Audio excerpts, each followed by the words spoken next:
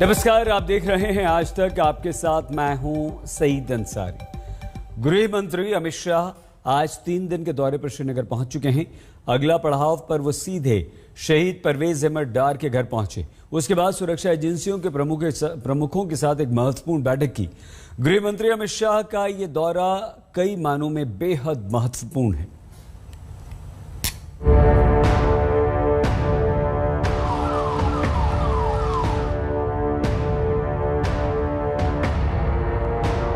ये शहादत को सलामी है।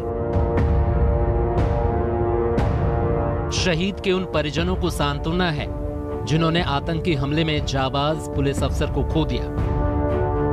मिशन कश्मीर की शुरुआत गृह मंत्री शाह ने इसी मुलाकात के साथ की। एयरपोर्ट से उतरते ही वे श्रीनगर के नौगाम इलाके में शहीद सीआईडी इंस्पेक्टर परवेज डार के घर पहुंच गए। परिवार वालों ने जो गवाया उसकी भरपाई तो नहीं हो सकती, लेकिन गृह मंत्री ने पीड़ित परिवार से मुलाकात कर भरोसा दिया कि पूरा देश उनके साथ है। गृह मंत्री अमित शाह आए हैं और एक स्ट्रॉन्ग मैसेज दिया है यहाँ के लोगों को, सिक्योरिटी फोर्स पर्सनल को, जम्मू कश्मीर पुलिस को, और खास तौर पे हम अगर बात करें तो पूरे देश को, कि देश इस वक्त मुश्किल समय में साथ है जम्मू कश्मीर के साथ, और उनके साथ जो बहादुरी से आतंकवाद को लड़ रहे हैं। शहीद परवेज डार के परिजनों से गृह मंत्री की यह मुलाकात बेहद अहम है। एक संदेश आतंकियों को भी समझ लेना चाहिए कि घाटी में अशांति का अभेद्य किला तैयार करने का उनका मंसूबा कामयाब नहीं हो पाएगा, क्योंकि घाटी में परवेज डार महज एक नाम नहीं, वो साहस, हिम्मत, शौर्य और निडरता के प्रतीक हैं जिन पर घात लगाए आतंकियों ने 22 जून को हमला किया था और उनकी जान ले ली थी। परवेज डार के परिजनों से मुलाकात में गृह मंत्री ने उनकी पत्नी फातिमा अख्तर को सरकारी नौकरी देने का वादा भी किया। गृह मंत्री ने ट्वीट कर कहा कि पूरा देश आपके साथ है। हम हमेशा परवेज डार की शहादत और जम्मू कश्मीर पुलिस के योगदान को याद रखेंगे।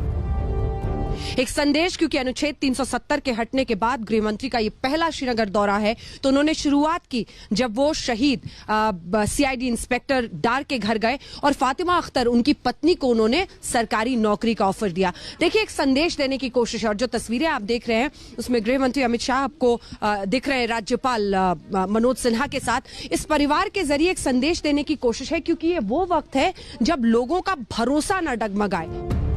मिशन कश्मीर के कई मकसद हैं। कोशिश विकास के एजेंडे को घाटी में पूरी तरह लागू करने की है, लोगों को मुख्य धारा में जोड़ने की है, लेकिन सबसे अहम तैयारी है आतंकवाद पर करारा प्रहार की। गृह मंत्री अमित शाह ने अपने इस दौरे से पहले दिल्ली में कई बैठकें की, सुरक्षा एजेंसियों से हर पहलू पर बात की और एक्शन प्लान भी तैयार किया। उसी एक्शन प्लान को अमली जामा पहनाना गृह मंत्री शाह की पहली प्राथमिकता है।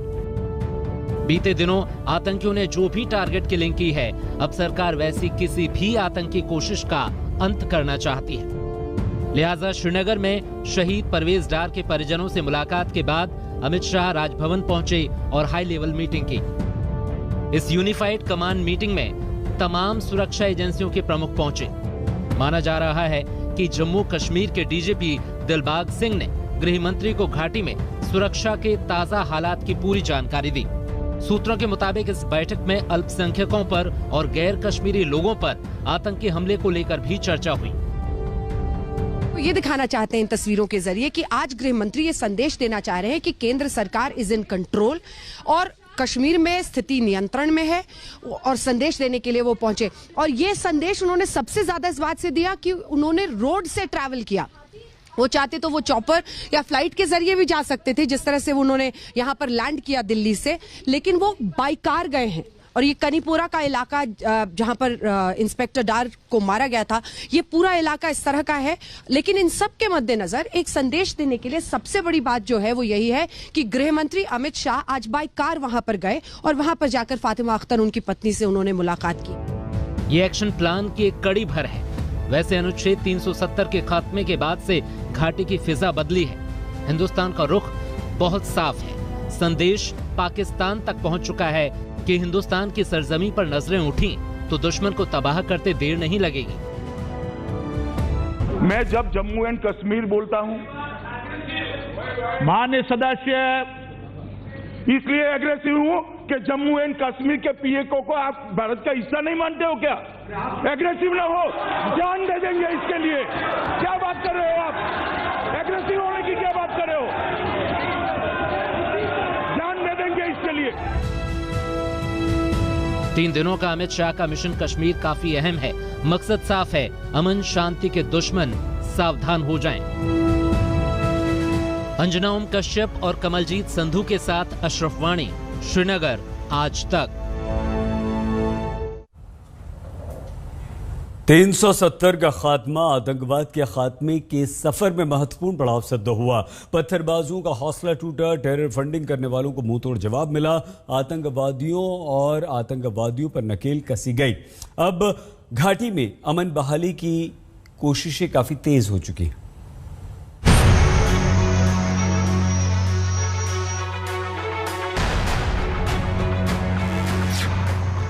डल झील में सुरक्षा का मजबूत घेरा दिख रहा है।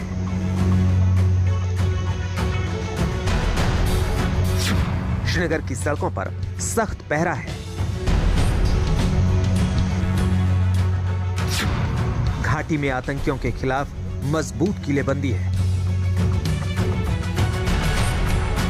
जगह जगह अर्धसैनिक बलों की तैनाती है। अतिरिक्त कंपनियां मुस्तैद की गई हैं। शार्प शूटर्स भी अलर्ट हैं। डल झील में सीआरपीएफ जवानों की नॉन स्टॉप गश्त हो रही है। पेट्रोलिंग बाइक, शिकारा बाइक भी तैनात है। चुनौती है सीआरपीएफ के लिए, बट इसको ये सिक्योरिटी प्रोवाइड करने के लिए हम लोग पूरा सक्षम है। जेके पुलिस के साथ पूरी पेट्रोलिंग, ये शोर लाइन एरिया है, उसको हम शोर लाइन भी प्रोटेक्ट कर रहे हैं और इंटीरियर लेक्स को भी हम प्रोटेक्ट कर रहे हैं बाई पेट्रोलिंग। हमारे पास 7 बोट्स तो हमारे अपना पेट्रोलिंग मोबाइल मोटर बाइक्स है और इसके अलावा शिकारा बोट्स भी हमारे पास।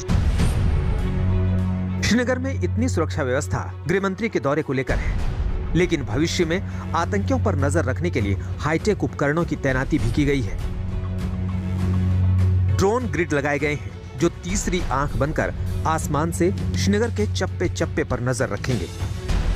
पहली बार ड्रोन कैमरों के जरिए सिक्योरिटी कवर को मजबूती देने की शुरुआत हुई है। भारतीय सुरक्षा बलों के पास अब एक और एडिशनल हथियार है, एक तीसरी आंख है और वो ड्रोन्स के जरिए आता है।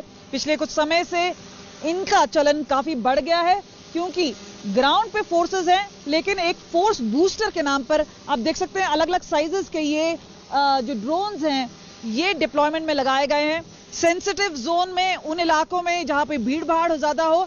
सर, कितनी बड़ी उपलब्धि है ये? एक बहुत बड़ा अचीवमेंट है और बेसिकली माइनॉरिटीज को एक सपोर्ट देने के लिए ये करने से माइनॉरिटी को एक कॉन्फिडेंस आता है सरकार पे और सिक्योरिटी फोर्सेस पे, इसलिए यह किया जाता है। और ये ड्रोन ग्रिड हमने पूरे श्रीनगर को बना रखा हूँ as per the direct DG JNK और श्रीनगर की अपना सीआरपीएफ के डायरेक्शंस पे, इन कंजक्शन विद द पुलिस और सीआरपीएफ मिलके 15 ऐसे इलाका है जिसको हम कवर करते हैं। सिर्फ इतना ही नहीं, राज्य में पहली बार फेशियल रिकॉग्निशन कैमरा का सहारा लिया जा रहा है। इन विशेष कैमरों के जरिए उन आतंकवादियों पर भी नजर रखी जा सकेगी जो रेकी का काम करते हैं। इन कैमरों के जरिए संदिग्ध आतंकवादियों के चेहरे का तुरंत मिलान करके उन पर कार्रवाई करना आसान हो जाएगा।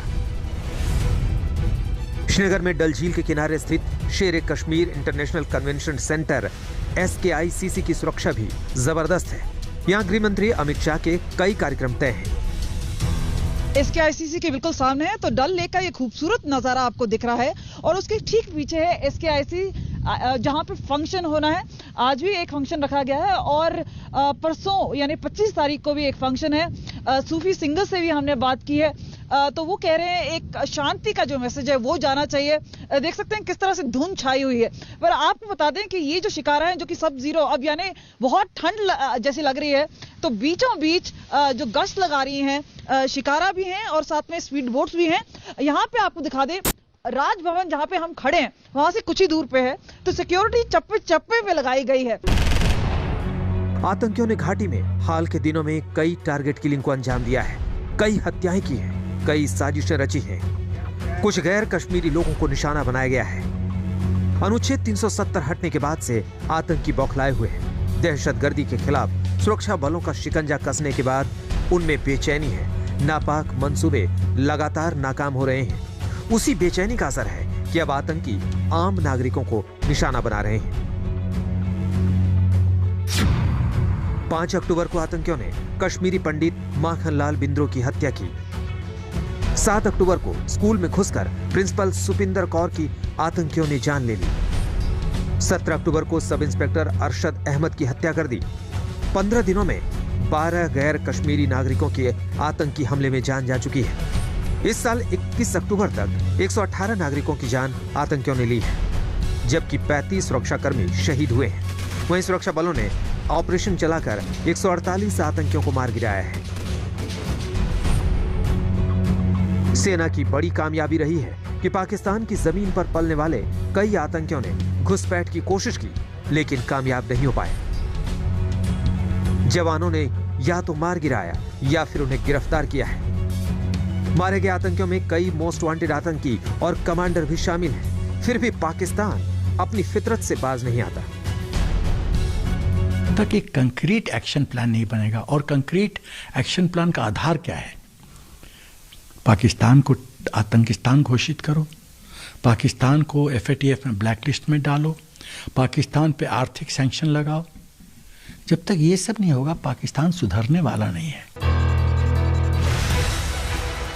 आतंकवाद को करारा जवाब मिल रहा है, मिलता रहेगा। सरकार की कोशिश है कि सुरक्षा के साथ साथ विकास का भरोसा जम्मू कश्मीर में मजबूत किया जाए। शाह के इस दौरे पर उसकी कई नजीर दिखने वाली है। अंजना ओम कश्यप और कमलजीत संधू के साथ अशरफ वाली, श्रीनगर, आज तक।